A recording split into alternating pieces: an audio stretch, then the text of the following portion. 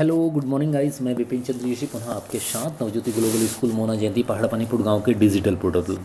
Guys आज class 7th में हम लेके आए हैं ज्योग्राफी का फर्स्ट चैप्टर जो है वो है इन्वायरमेंट। आपको जैसे कि मालूम होगा 5 जून को विश्व इन्वायरमेंट दिवस मनाया जाता है। World environment day be celebrated 5 जून। तो सबसे पहले हम बात करते हैं इन्वायरमेंट कहते किसे हैं। तो गाइस आप सबको मालूम होगा अराउंडिंग अस, हमारे चारों ओर जो भी मूलभूत संसाधन हैं, जो भी आसपास हम सब देख रहे हैं, वही सब क्या है, पर्यावरण है। जैसे एक स्टोरी के माध्यम से इसको बता सकते हैं कि लंबी छुट्टियों के बाद जब रवि स्कूल जा रहा था तो उसने देखा कि उसके स्कूल के निकट के खेल के मैदान में खुदाई हो गई थी। वहाँ एक मैदान उसके खेलने के लिए वहाँ पर था। लोगों ने बताया कि वहाँ अनेक फ्लैटों वाली एक बड़ी इमारत बनेगी। जब रवि को समझ में आया कि मुलायम घास, गेंदे के फूल की तितलियाँ, ये सब विशाल हैं, तो ऐसा क्यों है। तो कक्षा में पहुंचकर रवि ने शिक्षक से पूछा, पर्यावरण क्या है। जो कुछ भी आप अपने आसपास देखते हैं वही सब हमारा क्या है, पर्यावरण भी है। सो गाइज़ आप सबको जैसे मालूम होगा कि हम आसपास पेड़ पौधे लगाने बहुत आवश्यक हैं। आप देख सकते हैं इसमें कि पर्यावरण हमारे जीवन का मूल आधार है। यह हमें सांस लेने के लिए हवा, पीने के लिए जल, खाने के लिए भोजन एवं रहने के लिए भूमि प्रदान करता है। मानव इस प्राकृतिक पर्यावरण में कैसे परिवर्तन करता है। कार का धुआं वायु को प्रदूषित करता है, पानी को पात्र में एकत्रित किया जाता है, भोजन को बर्तनों में परोसा जाता है और भूमि पर कारखानों का निर्माण होता है। मानव कार मिल कारखानों एवं बर्तनों का निर्माण करता है। इस प्रकार से मानव प्राकृतिक पर्यावरण में भी परिवर्तित हो जाता है। आप देखिएगा कंपोनेंट्स, देखिएगा इन्वायरमेंट के,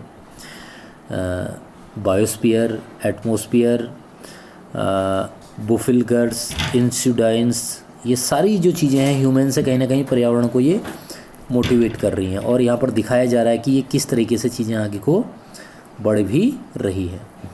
सो गाइज़ सबसे पहले हम बात करते हैं यहाँ पर आज की नेचुरल इन्वायरमेंट क्या है। प्राकृतिक जो वातावरण है वो क्या है। प्राकृतिक पर्यावरण के बारे में हम चर्चा करते हैं। तो भूमि, जल, पेड़ पौधे एवं जीव जंतु मिलकर प्राकृतिक पर्यावरण बनाते हैं। स्थलमंडल, जलमंडल, वायुमंडल एवं जैवमंडल में आप पहले से ही परिवर्तित होंगे।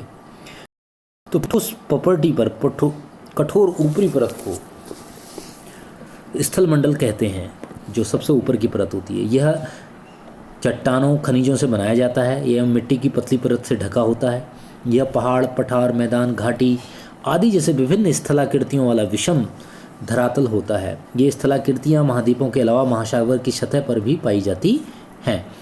स्थलमंडल वह क्षेत्र है जिसे हमें वन, कृषि, मानव बस्तियों, भूमियों के लिए चार प्रदान करते हैं। और जलमंडल जिसमें जल के विभिन्न स्रोत जैसे नदी, समुद्र, शैल, महासागर जैसे विभिन्न जलाशयों से मिलकर बनता है। यह सभी प्राणियों के लिए आवश्यक है। पृथ्वी के चारों ओर फैली वायु की पतली परत को वायुमंडल कहते हैं। पृथ्वी का गुरुत्वाकर्षण बल अपने चारों ओर से वायुमंडल को थामे रखता है।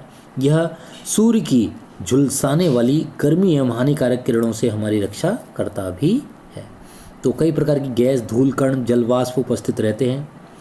वायुमंडल में परिवर्तन होने से मौसम एवं जलवायु में परिवर्तन होता है। पादप एवं जीव जंतु मिलकर जैवमंडल सजीव संसार का निर्माण करते हैं। यह पृथ्वी का वह संकीर्ण क्षेत्र है जहाँ जल, स्थल एवं वायु मिलकर जीवन को संभव भी बनाते हैं।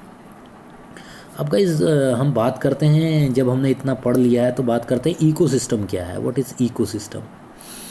तो रवि की कक्षा में एक एनसीईआरटी कैंप लगा हुआ था। आश्चर्य की बात है कि मूसलाधार वर्षा हो रही थी। इसमें मुझे अपना, जिसको हम हिंदी में पुरात पारितंत्र कहते हैं, खेतों, नारियल बागों में लगा बारिश हो रही थी। तभी जैसलमेर के रहने वाले हीरा ने आश्चर्य से कहा, हमारे यहाँ वर्षा होती है नहीं है, हमें तो दूर दूर तक केवल फीकर एवं रेत ही नज़र आते हैं, लेकिन वहाँ ऊँट भी नहीं मिलते। रवि ने ये बात को भी उससे जाहिर किया। तो गाइज आप देख सकते हैं कि हीरे ने कहा कि ऊँट को मिलेगी ही, जब तुम हमारे रेगिस्तान आओगे तो तुम्हें सांप, छिपकली, अनेक कीट भी देखने को मिलेंगे। वो हैरत में पड़ गया। तो इसका संबंध सीधा ये है कि सभी पेड़ पौधे एवं जीव जंतु एवं मानव अपने आसपास के पर्यावरण पर आश्रित होते हैं, प्राय एक दूसरे पर आश्रित होते हैं। जीवधारियों का आपसी एवं अपने आसपास के पर्यावरण के बीच का संबंध ही पारितंत्र या इकोसिस्टम कहलाता है। अधिक वर्षा वाले वन, घास, रेगिस्तान, पर्वत, झील, नदी, महासागर, छोटे से ताल एक पारितंत्रिक हो सकते हैं। क्या आपको लगता है कि जिस पार्क में रवि एवं उसके मित्र खेलते हैं वह भी एक पारितंत्र बनाया था? अब बात आती है ह्यूमन इन्वायरमेंट क्या है, मानव।